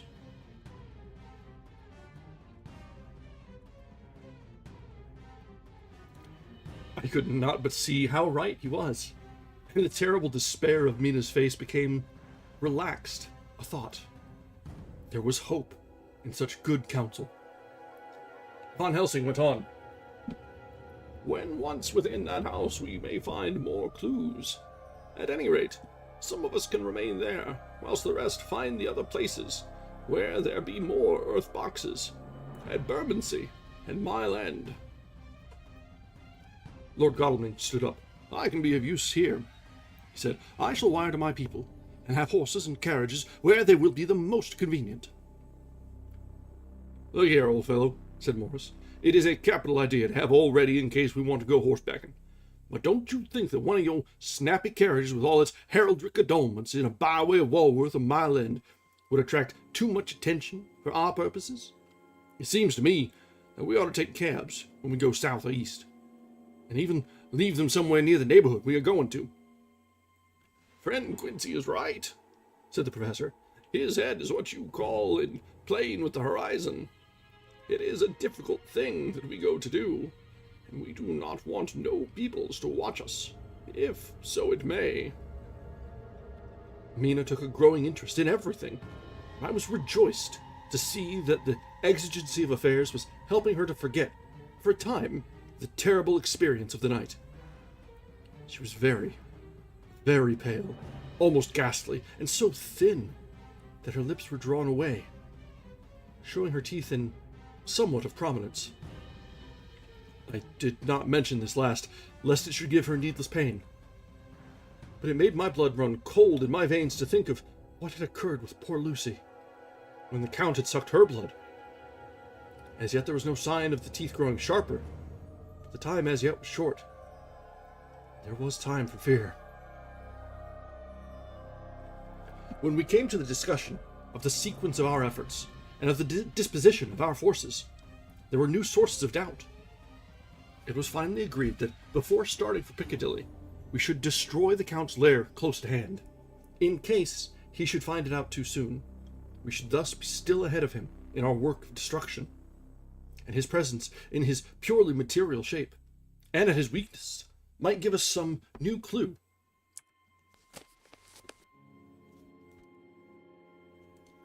As to the disposal of forces, it was suggested by the professor that, after our visit to Carfax, we should all enter the house in Piccadilly, that the two doctors and I should remain there, whilst Lord Godalming and Quincy found the lairs at Walworth and Mile End and destroyed them. It was possible, if not likely, the professor urged, that the Count might appear in Piccadilly during the day, and that, if so, we might be able to cope with him then and there. At any rate, we might be able to follow him in force.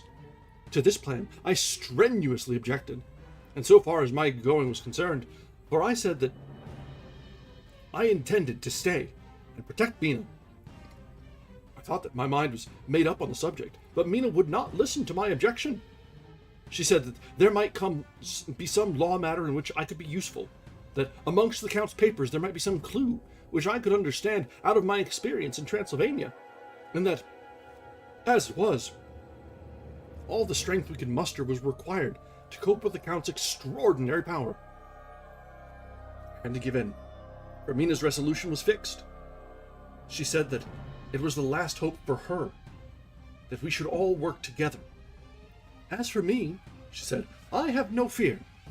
Things have been as bad as they can be, and whatever may happen must have in it some element of hope or comfort.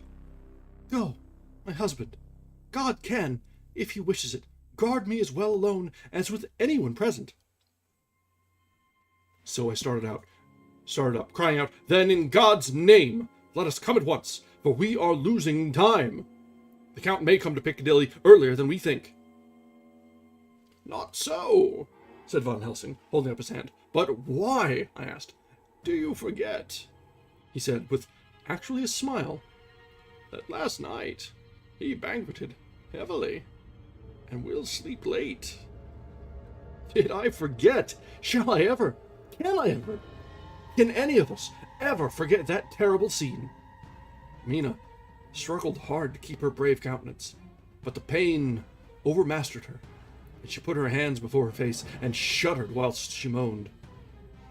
Van Helsing had not intended to recall her frightful experience. He had simply lost sight of her and her part in the affair in his intellectual effort.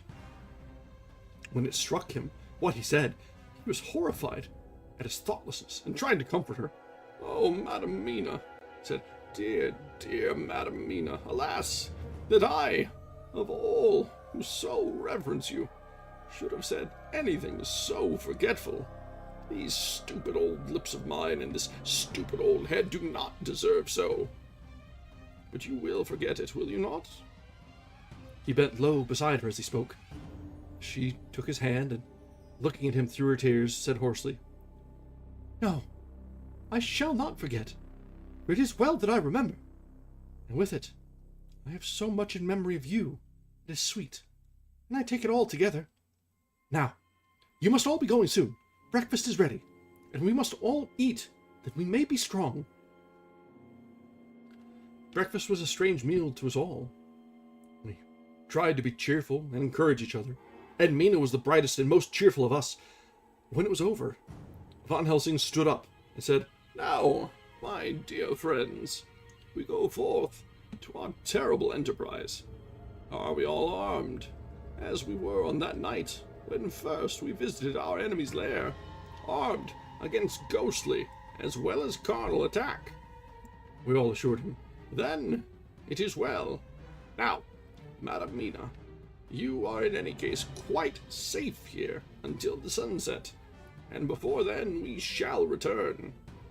If we shall return. But before we go, let me see you armed against personal attack. I have myself, since you came down, prepared your chamber by the placing of things of which we know, so that he may not enter. Now, let me guard yourself. On your forehead, I touch this piece of sacred wafer, in the name of the Father, the Son, and... There was a fearful scream, which almost froze our hearts to hear. As he had placed the wafer on Mina's forehead, it had seared it, had burned into the flesh as though it had been a piece of white-hot metal.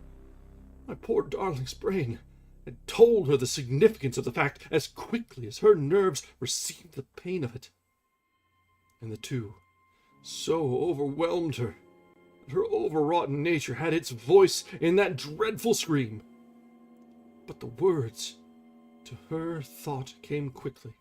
The echo of the scream had not ceased to ring on the air when there came the reaction. She sank on her knees on the floor in an agony of abasement, pulling her beautiful hair over her face. As the leper of old his mantle, she wailed out, Unclean! Unclean! Even the Almighty shuns my polluted flesh! must bear this mark of shame upon my forehead until the judgment day." They all paused. I had thrown myself beside her in an agony of helpless grief, and putting my arms around, held her tight. For a few minutes our sorrowful hearts beat together, whilst the friends around us turned away their eyes that ran tears silently.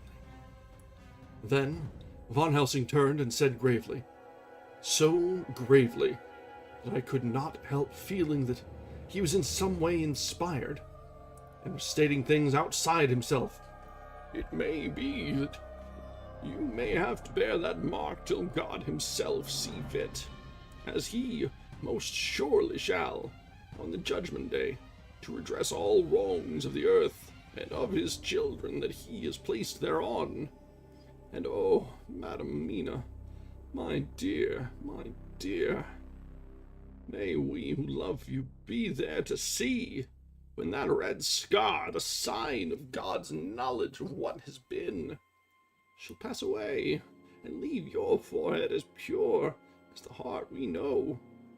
For so surely as we live, that scar shall pass away, when God sees right to lift the burden that is hard upon us. Till then, we bear our cross, as his Son did in obedience to his will.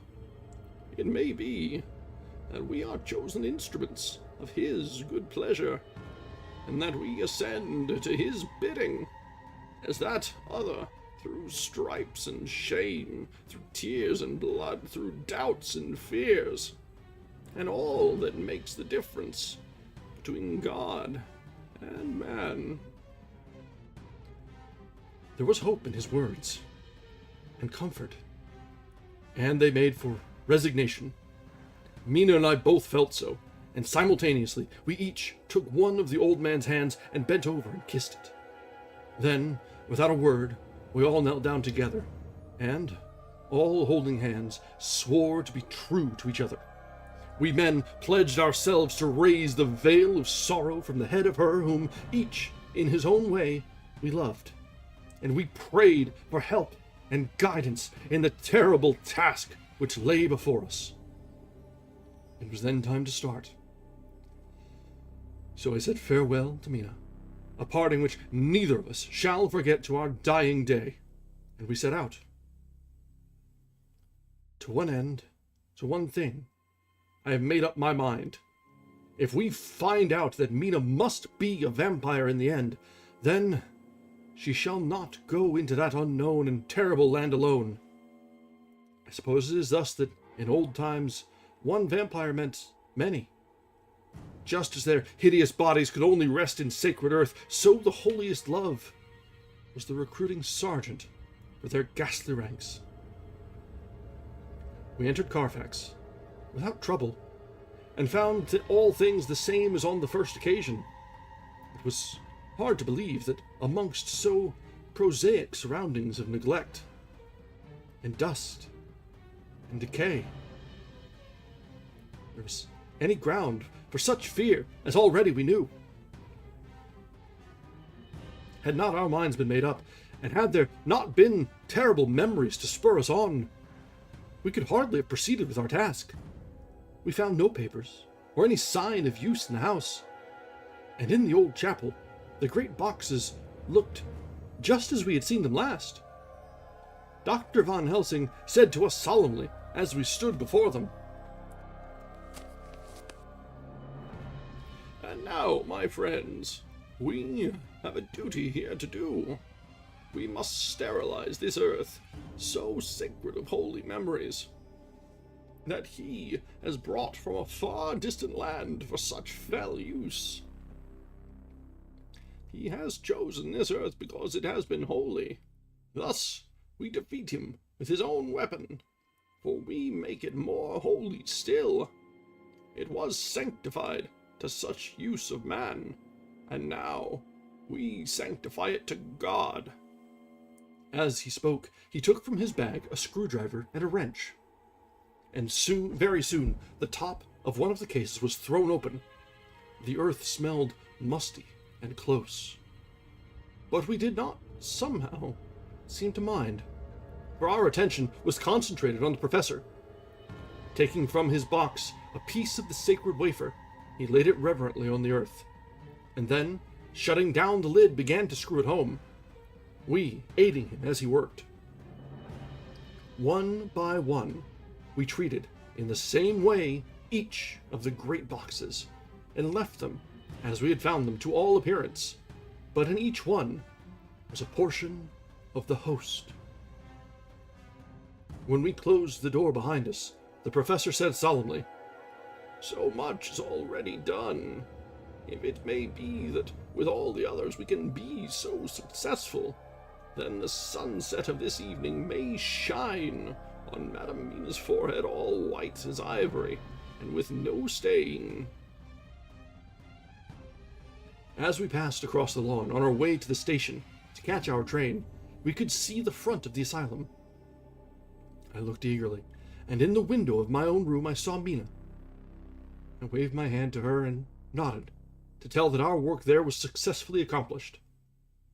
She nodded in reply, to show that she understood.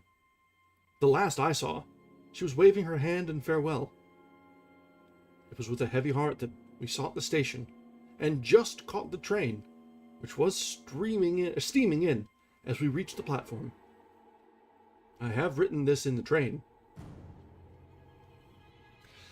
So, yes, they do have a habit of rallying around a woman. However, it comes with the unfortunate circumstance that they don't pay attention to said woman until it is damn near too late. I mean, for God's sake. You saw this happen once with Lucy, and I'll give you the benefit of the doubt of being ignorant of the symptoms. But this time, pay the fuck attention. Like, not only did all this come because they tried to cut her out, and I understand, Victorian era, like, sentimentalities, but it's been established that Mina is about the best of them. They all acknowledged this, right from the get-go. But when it came to the climactic, getting ready to make a confrontation of things, they're like, no, you stay home, you'll be fine.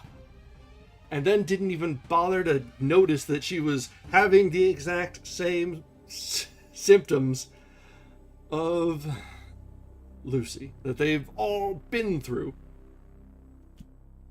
It very well could be the origin of that horror trope. But don't give them too much credit for rallying around a woman. It's a nice sentiment. But self-inflicted wounds and all that. Alright, we got another 2 chapters. I just had to stop for that. Or another 2 pages, I should say, in this chapter. Piccadilly. 12:30 o'clock. Just before we reached Fenchurch Street, Lord Godalming said to me, "Quincy and I will find a locksmith. You had better not come with us in case there should be any difficulty, for under the circumstances, it wouldn't seem so bad for us to break into an empty house. But you are a solicitor, and the Incorporated Law Society might tell you that you should have known better." I demurred as to my not sharing any danger even of odium. But he went on, "Besides, it will attract less attention if there are not too many of us. My title will make it all right with the locksmith, and with any policeman that may come along. You had better go with Jack and the professor and stay in the Green Park, somewhere in sight of the house. And when you see the door opened and the smith has gone away, do you all come across. We shall be on the lookout for you, and shall let you in." "The advice is good," said Van Helsing. So we said no more. Godalming and Morris hurried off in a cab. We followed in another. At the corner of Arlington Street, our contingent got out and strolled into the Green Park.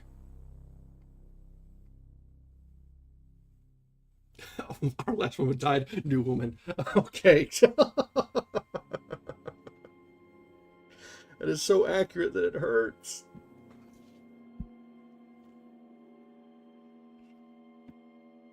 My heart beat as I saw the house on which so much of our hope was centered, looming up grim and silent in its deserted condition amongst its more lively and spruce-looking neighbors. We sat down on a bench within good view and began to smoke cigars so as to attract as little attention as possible. Sign of the times. The minutes seemed to pass with leaden feet as we waited for the coming of the others. At length, we saw a four-wheeler drive up. Out of it, in a leisurely fashion, got Lord Godalming and Morris, and down from the box descended a thick-set working man with his rush-woven basket of tools. Morris paid the cabman, who touched his hat and drove away. Together the two ascended the steps, and Lord Godalming pointed out what he wanted done. The workman took off his coat leisurely and hung it on one of the spikes of the rail, saying something to a policeman who just then sauntered along. The policeman nodded acquiescence, and the man, kneeling down, placed his bag beside him. After searching through it, he took out a selection of tools, which he produced to lay beside him in orderly fashion. Then he stood up, looked into the keyhole, blew into it, and, turning to his employers, made some remark. Lord Godalming smiled, and the man lifted a good-sized bunch of keys. Selecting one of them, he began to probe the lock, as if feeling his way with it. After fumbling about for a bit, he tried a second, then a third. All at once, the door opened, under a slight push from him, and he and the other two entered the hall. We sat still. My own cigar burnt furiously, but Von Helsing's went cold altogether. We waited patiently, as we saw the workman come out and bring in his bag. Then he held the door partly open, steadying it with his knees, whilst he fitted a key to the lock. This he finally handed to Lord Godalming, who took out his purse and gave him something. The man touched his hat, took his bag, put on his coat, and departed. Not a soul took the slightest notice of the whole transaction. When the man had fairly gone, we three crossed the street and knocked at the door. It was immediately opened by Quincy Morris, beside whom stood Lord Godalming, lighting a cigar. "The place smells so vilely," said the latter as we came in. It did indeed smell vilely, like the old chapel at Carfax. And with our previous experience, it was plain to us that the Count had been using this place pretty freely. We moved to explore the house, all keeping together in case of attack. For we knew we had a strong and wily enemy to deal with, and as yet we did not know whether the Count might not be in the house. In the dining room, which lay at the back of the hall, we found 8 boxes of earth. 8 boxes only, out of the 9, which we sought. Our work was not over, and would never be, until we should have found the missing box. First, we opened the shutters of the window, which looked out across a narrow stone-flagged yard at the blank face of a stable, pointed to look like the front of a miniature house. There were no windows in it, so we were not afraid of being overlooked. We did not lose any time in examining the chests. With the tools which we had brought with us, we opened them, one by one, and treated them as we had treated those in the old chapel. It was evident to us the Count was not present in the house, and we proceeded to search for any of his effects. After a cursory glance at the rest of the rooms, from basement to attic, we came to the conclusion that the dining room contained any effects which might belong to the Count, and so we proceeded to minutely examine them. They lay in a sort of orderly disorder on the great dining room table. There were title deeds of the Piccadilly house in a great bundle, deeds of the purchase of the houses at Mile End and Bermondsey, notepaper envelopes, and pens and ink. All were covered up in thin wrapping paper to keep them from the dust. There were also a clothes brush, a brush and comb, and a jug and basin, the latter containing dirty water, which was reddened as if with blood. Last of all was a little heap of keys of all sorts and sizes, probably those belonging to the other houses. When we had examined this last find, Lord Godalming and Quincy Morris, taking accurate notes of the various addresses of the houses in the east and the south, took with them the keys in a great bunch, and set out to destroy the boxes in these places. The rest of us are, with what patience we can, waiting their return, or the coming of the Count.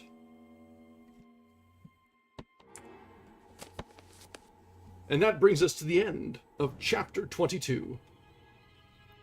This is probably not quite as great a chapter to end on as the one we took after a break. That would have been a perfect ending to the night, but seems like it would be a wasted time. So, this will be where we finish for tonight, just before the next clash with the Count, I'm sure, because they've already taken care of 2 of his safe houses. The original, near the asylum, and now this Piccadilly house. And the cowboy and the lord are off to ruin 2 other safe houses. So far as we know, there's only 1 box that is unaccounted for, unless they've been moved from the second houses. So, that'll be the crux of the matter for next time. Where is the last? Where is the Count? Is he with the last box? We'll find out. So, that'll be all for tonight. I've mentioned this before, but I will be out on Friday. I'll be getting in very, very late. Something like 11 o'clock local time. So, we'll be skipping our Friday reading. I should be back in action on Saturday, so we'll be able to get our Saturday and Sunday readings in. We are very quickly approaching the end of this. So, things are going to be very exciting as we continue on in these next few readings. So, enjoy the extra day off, and we'll see what sort of adventures the gang will get up to when we return on Saturday. Until then, thank you very much for joining us. If you have not yet, I encourage you to drop a like on the stream, and let the algorithm know that we're doing some fun things around here. Alright, as always, have a wonderful evening. Thank you very much for joining us, and good night.